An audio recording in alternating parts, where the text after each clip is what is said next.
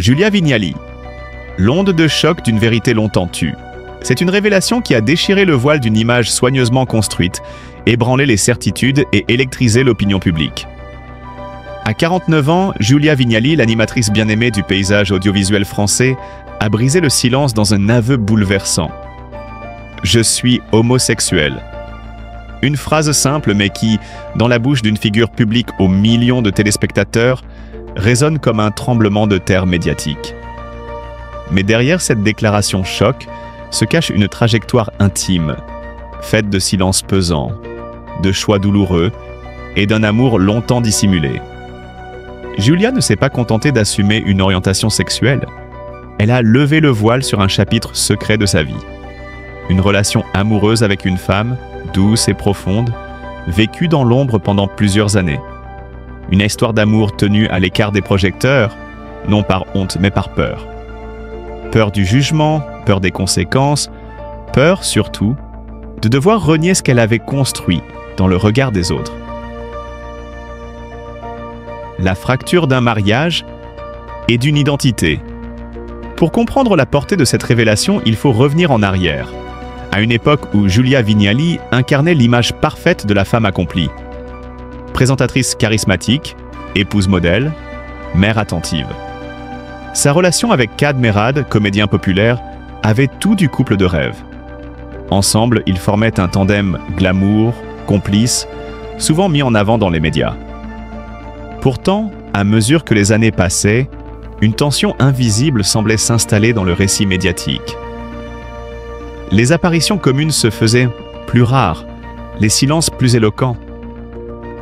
Le divorce, lorsqu'il est survenu, a d'abord été enveloppé de pudeur. Aucune déclaration fracassante, aucune guerre publique. Juste une séparation discrète. Mais aujourd'hui, à la lumière des confidences de Julia, ce silence prend une toute autre dimension. Ce n'était pas seulement la fin d'un mariage, mais le début d'une renaissance. Une double vie dans les coulisses. Ce que peu de gens savaient, c'est que, dans l'ombre de cette vie conjugale, une autre relation prenait forme. Avec une femme. Un amour discret mais sincère, cultivé dans le respect et la tendresse. Une liaison protégée, presque clandestine, vécue à l'abri des regards, entre les tournages, les émissions et les obligations publiques. Julia, tout en remplissant son rôle d'épouse dans l'espace médiatique, nourrissait une vie intérieure contradictoire, douloureusement partagée entre devoir social et vérité intime. « J'ai vécu longtemps en me mentant à moi-même », confie-t-elle dans une interview poignante. « Aujourd'hui, je ne veux plus porter ce masque. Je suis enfin prête à vivre en accord avec qui je suis. » Une libération et une prise de risque. Le coming out d'une personnalité publique n'est jamais anodin. Encore moins en France, où les débats autour des identités sexuelles restent sensibles, bien que les mentalités aient évolué. En s'exposant ainsi, Julia Vignali prend un risque, celui d'être rejetée, stigmatisée, utilisée comme objet de controverse. Mais elle s'offre aussi la possibilité de devenir un symbole, celui d'une femme forte qui reprend le contrôle de son récit, qui revendique le droit d'être elle-même, envers et contre tout. Cette prise de parole courageuse redéfinit son image. L'animatrice souriante devient une femme militante, une voix nouvelle dans le paysage médiatique, prête à bousculer les normes. À travers ces mots, c'est toute une génération qui trouve un écho, celle qui refuse les étiquettes, qui revendique la fluidité, l'authenticité, l'amour au-delà des genres. Pligable Piakwa, le poids du secret et la pression de la célébrité. Vivre dans le secret lorsqu'on est une figure publique n'est pas seulement une épreuve morale, c'est aussi une stratégie de survie. Dans un monde où l'image prévaut, où chaque mot peut être repris, déformé, où la vie privée devient un produit consommable, cacher une vérité aussi fondamentale que son orientation sexuelle est un acte de résistance autant qu'un fardeau. Julia l'avoue, elle a eu peur. Peur de décevoir ses proches, peur de perdre l'estime de son public, peur que sa carrière en pâtisse. Mais paradoxalement, c'est cette même notoriété qui, aujourd'hui, donne à son témoignage une portée exceptionnelle. Car en brisant ce tabou, Julia ne parle pas seulement pour elle. Elle parle pour toutes celles et ceux qui n'osent pas, qui se terrent sans mot dans le silence, qui étouffent de leur identité sous le poids des convenances. Une histoire qui résonne plus loin que le people. Si l'affaire fait tant de bruit, ce n'est pas uniquement parce qu'elle concerne une célébrité.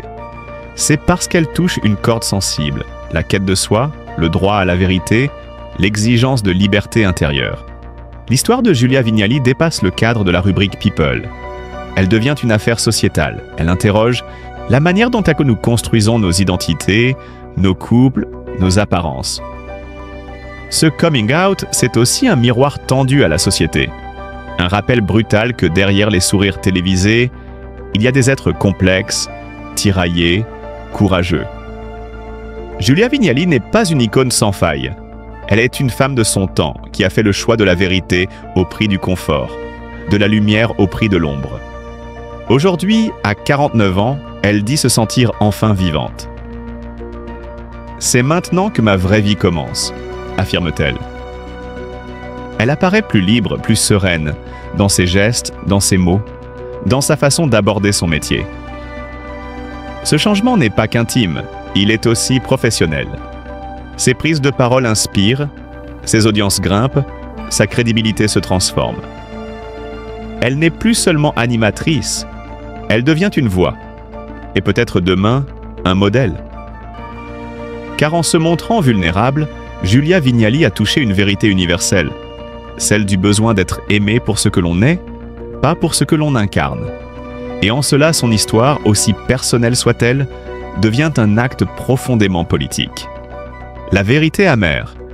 Julia Vignali trahit par l'être qu'elle croyait le plus proche. Paris, hiver 2025. Alors que le monde des paillettes continue de tourner à une vitesse folle, certains visages familiers de la télévision masquent des blessures profondes derrière les projecteurs. L'affaire qui nous occupe aujourd'hui n'est ni une rumeur passagère ni un simple malentendu.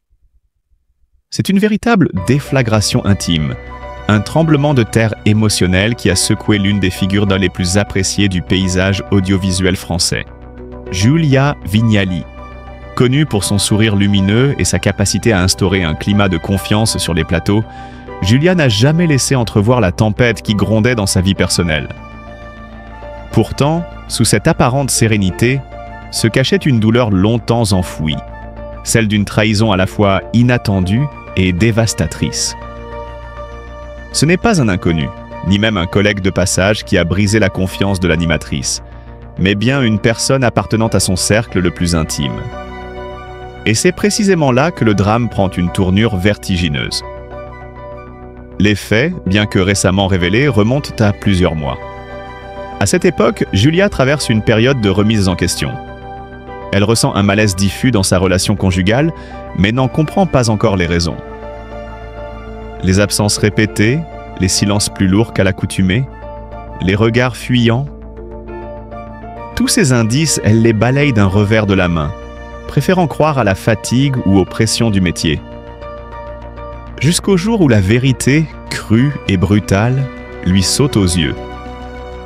Une source proche du dossier, que nous avons pu rencontrer sous couvert d'anonymat, parle d'un choc comme un coup de couteau dans le dos. Julia découvre, par le biais de messages interceptés par hasard sur un téléphone laissé sans surveillance, que son compagnon entretient une liaison. Mais le plus déconcertant, le plus douloureux peut-être, c'est l'identité de l'autre femme. Une amie, une confidente, presque une sœur. Une présence constante lors des dîners de famille, une épaule sur laquelle Julia pensait pouvoir s'appuyer. À partir de ce moment-là, tout bascule. Le château de cartes de sa vie privée s'effondre avec une violence inouïe. Selon plusieurs témoins de son entourage, Julia traverse une période de déni d'abord, puis de profonde remise en question. Comment a-t-elle pu ne rien voir venir? Comment cette amie de toujours a-t-elle pu trahir à ce point la confiance offerte sans réserve? Cette trahison ne se limite pas à l'aspect amoureux. Elle remet en cause l'essence même du lien humain, de la loyauté, de l'amitié. Car ce n'est pas seulement l'homme qu'elle aimait qui l'a trompée, mais aussi une femme en qui elle avait placé une confiance absolue. Le double visage de cette trahison la hante, d'autant plus que la coupable présumée n'a jamais exprimé de remords véritables, se réfugiant derrière des justifications floues, presque insultantes. Les sentiments, ça ne se contrôle pas, aurait-elle dit à un proche. Une phrase qui, dans le contexte, sonne comme une gifle. Pendant plusieurs semaines, Julia se retire discrètement de la scène médiatique. Aucun communiqué officiel, aucune mise au point publique. Juste un silence lourd, presque assourdissant. Les fans s'interrogent, les spéculations vont bon train, mais la principale intéressée refuse de se livrer. Une stratégie que certains qualifient de sagesse, d'autres de protection vitale. Car comment reconstruire après une telle chute, quand ceux en qui l'on croyait le plus sont ceux qui ont brandi le poignard? Mais Giulia Vignali n'est pas femme à se laisser abattre.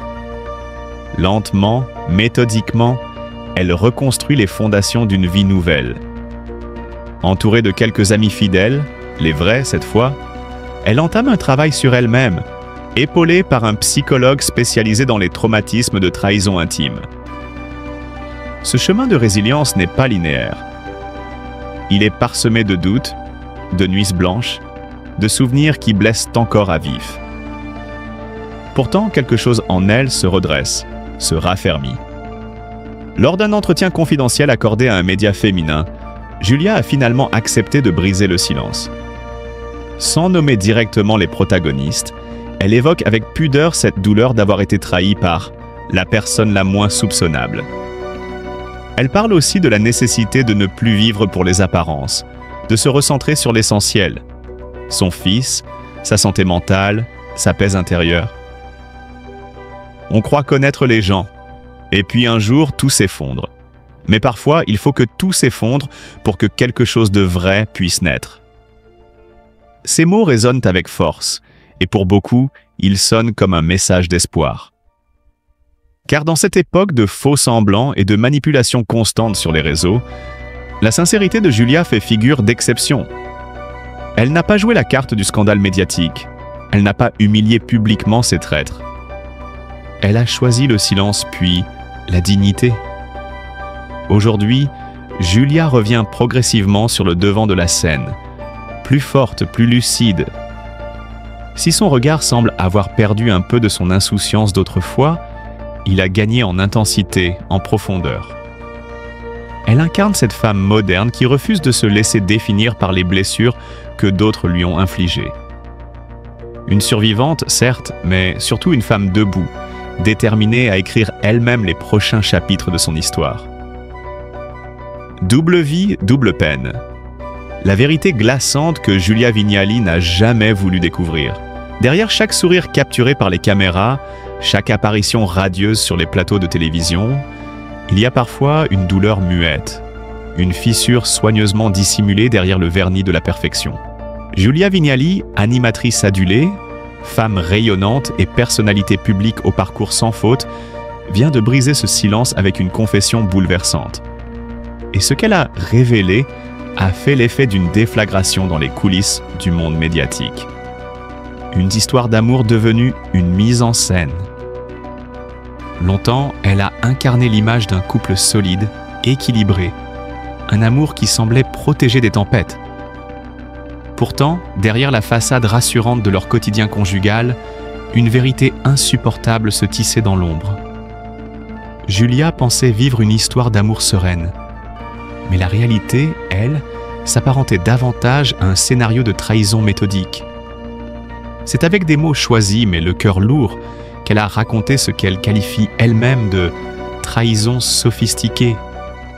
Car oui, son époux n'avait pas seulement une liaison. Il menait en parallèle une seconde vie, une deuxième famille, une autre femme, un enfant, et surtout un secret soigneusement entretenu pendant des années, à quelques kilomètres seulement de leur foyer. Les signaux faibles d'un mensonge bien rodé.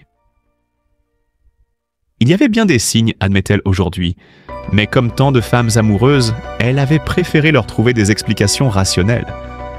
Les absences fréquentes, ses téléphones constamment verrouillés, les appels à voix basse en fin de soirée, les déplacements professionnels de dernière minute, autant d'alertes noyées dans la confiance aveugle. Ce n'est qu'avec le temps et l'accumulation d'incohérences que le doute a fini par s'imposer. Ce doute qui ronge, qui obsède, qui pousse à chercher là où l'on espérait ne jamais devoir regarder. Julia, cette femme de médias habituée à poser des questions aux autres, a entamé sa propre enquête, loin des caméras, loin des projecteurs. L'enquête d'une femme trahie. Ce qu'elle découvre alors dépasse l'imaginable. Une autre femme installée à quelques arrondissements de là. Une histoire parallèle bâtie sur des fondations de mensonges. Des photos, des messages, des preuves irréfutables. Et un enfant né de cette relation clandestine. Le choc est immense. Pas seulement pour ce que cela révèle de l'homme qu'elle croyait connaître, mais pour la précision presque machiavélique avec laquelle cette double vie avait été orchestrée. Il ne s'agissait pas d'une simple infidélité. Il s'agissait d'une organisation, d'un théâtre de l'ombre, d'un jeu de masques mené avec une habileté glaçante. Briser le silence, reprendre le pouvoir. Face à cette réalité, Julia a choisi de ne pas se taire. Elle aurait pu fuir, se réfugier dans l'oubli, laisser le temps effacer les blessures. Mais elle a choisi une autre voie, celle de la parole. Témoigner, mettre des mots sur la douleur pour ne plus la laisser la ronger de l'intérieur. Son récit, elle l'a partagé non pas pour régler des comptes, mais pour alerter. « J'ai voulu croire à une histoire parfaite, confie-t-elle, mais parfois l'amour devient un piège. » Derrière ces mots, il y a une force, nouvelle, celle d'une femme qui reprend le contrôle de sa narration, de son histoire, de sa dignité. Une alerte pour toutes les femmes? Ce témoignage, aussi intime que déchirant, soulève une question plus large. Combien de femmes vivent dans une illusion soigneusement entretenue? Combien refusent d'écouter cette voix intérieure qui murmure que quelque chose cloche? Julia ne se veut pas héroïne, ni martyr. Elle se veut témoin. Témoin d'un mécanisme bien plus courant qu'on ne l'imagine. D'un mode opératoire qui, sous couvert de charme et de routine, dissimule des vies doubles, des manipulations et parfois des années de trahison. Les coulisses du silence. Pendant des mois, elle a dû jongler entre sa